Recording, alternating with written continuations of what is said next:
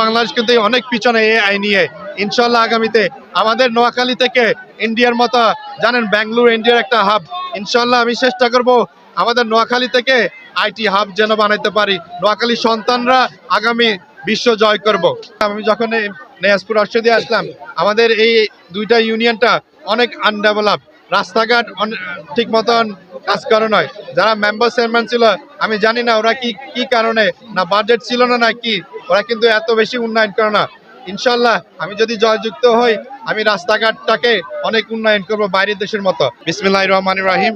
আসসালামু আলাইকুম আমার প্রিয় নোয়াখালীবাসী। আমি ওমর আলী রাজ, নোয়াখালী ৫ আসন থেকে এমপি পদপ্রার্থী। আমার মার্কা মোটরসাইকেল।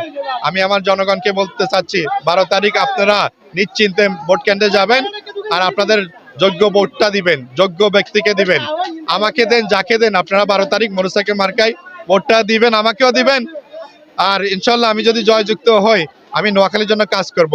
আমি দিতে এসেছি, আমি নিতে আসি নয়। আমি ২৬ বছর আমেরিকাতে ছিলাম, এখন নোয়াখালীতে আইছি আমার জনগণকে, আমার যেখানে জন্ম, ওদের জন্য কিছু কাজ করা, ওদের জন্য সেবা করার জন্য আইছি। ইনশাল্লাহ আমি জয়যুক্ত হলে আমি আমাদের ইনফ্রাস্ট্রাকচারটাকে ডেভেলপ করব। আমি হেলথ কেয়ার সিস্টেমটাকে ডেভেলপ করবে, আমার যুবক ভাই বোনদেরকে জবের ব্যবস্থা করব, আরো উন্নয়ন অনেকগুলো কাজ করব।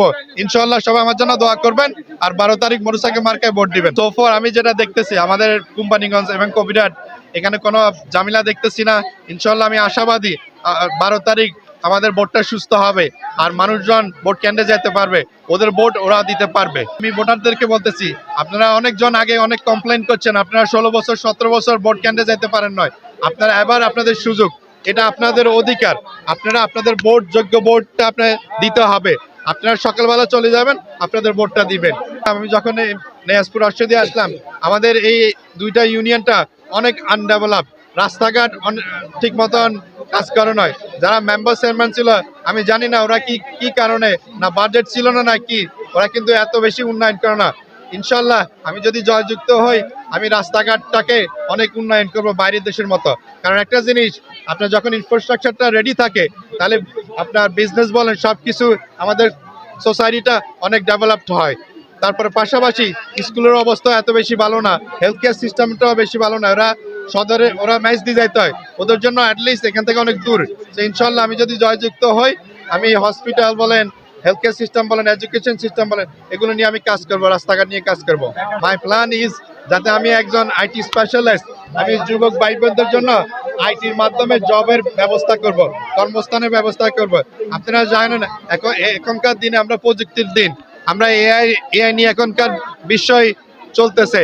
আমাদের বাংলাদেশ কিন্তু অনেক পিছনে এআই নিয়ে। ইনশাল্লাহ আগামীতে আমাদের নোয়াখালী থেকে ইন্ডিয়ার মতো জানেন বেঙ্গালুরু ইন্ডিয়ার একটা হাব। ইনশাল্লাহ আমি চেষ্টা করব আমাদের নোয়াখালী থেকে আইটি হাব যেন বানাইতে পারি। নোয়াখালী সন্তানরা আগামী বিশ্ব জয় করব।